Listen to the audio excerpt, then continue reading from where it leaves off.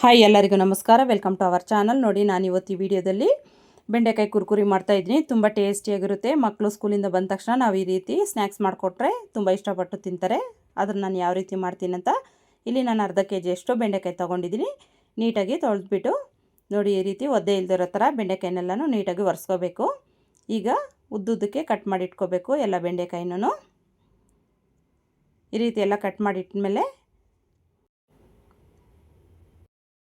ಈಗ ನೋಡಿ, ಕಟ್ ಮಾಡಿಕೊಂಡಿರೋ ಬೆಂಡೆಕಾಯಿನೆಲ್ಲನೂ ಒಂದು ಬೌಲಿಗೆ ಸೇರಿಸ್ಕೊಂಡು ಅದಕ್ಕೆ 4 ಸ್ಪೂನ್ ಅಷ್ಟು ಕಡಲೆ ಹಿಟ್ಟು, 1 ಸ್ಪೂನು ಖಾರದ ಪುಡಿ, ರುಚಿಗೆ ತಕ್ಕಷ್ಟು ಉಪ್ಪು, ಅರ್ಧ ಸ್ಪೂನ್ ಗರಂ ಮಸಾಲ, 1 ಸ್ಪೂನ್ ಜೀರಿಗೆ ಪುಡಿ, ಒಂದು ಅರ್ಧ ಸ್ಪೂನು ಧನಿಯಾ ಪುಡಿ, ಕಾರ್ನ್ಫ್ಲೋರ್ 1-2 ಸ್ಪೂನ್ ಸೇರಿಸ್ಕೊಂಡು ಚೆನ್ನಾಗಿ ಕಲಿಸ್ಕೋಬೇಕು. ನೋಡಿ, ಈ ರೀತಿ ಚೆನ್ನಾಗಿ ಮಿಕ್ಸ್ ಮಾಡಿಕೊಂಡು ನೀರು ಸ್ವಲ್ಪ ಹಾಕ್ಕೊಂಡು ಚೆನ್ನಾಗಿ ಮಿಕ್ಸ್ ಮಾಡಿ ಇಡಬೇಕು. ಈ ಉಪ್ಪು ಖಾರ ಮಸಾಲೆ ಎಲ್ಲನೂ ಬೆಂಡೆಕಾಯಿ ಹಿಡಿಯೋ ಥರ ಈ ರೀತಿ ಮಿಕ್ಸ್ ಆದಮೇಲೆ ಒಂದು 5 ನಿಮಿಷ ನಾವು ಒಂದು ಸೈಡ್ಗೆ ಇಡಬೇಕು. ಆಗ ಉಪ್ಪು ಖಾರ ಎಲ್ಲನೂ ಚೆನ್ನಾಗಿ ಅಬ್ಸರ್ವ್ ಮಾಡ್ಕೊಳ್ಳುತ್ತೆ ಬೆಂಡೆಕಾಯಿ.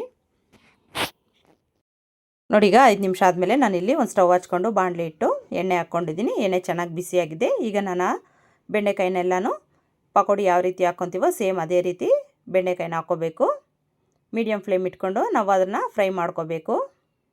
ನೋಡಿ, ಫ್ರೈ ಆದಮೇಲೆ ಈ ರೀತಿ ಕ್ರಿಸ್ಪಿಯಾಗಿ ಬೆಂಡೆಕಾಯಿ ಕುರ್ಕುರಿ ರೆಡಿಯಾಗುತ್ತೆ. ತುಂಬ ಟೇಸ್ಟಿಯಾಗಿರುತ್ತೆ.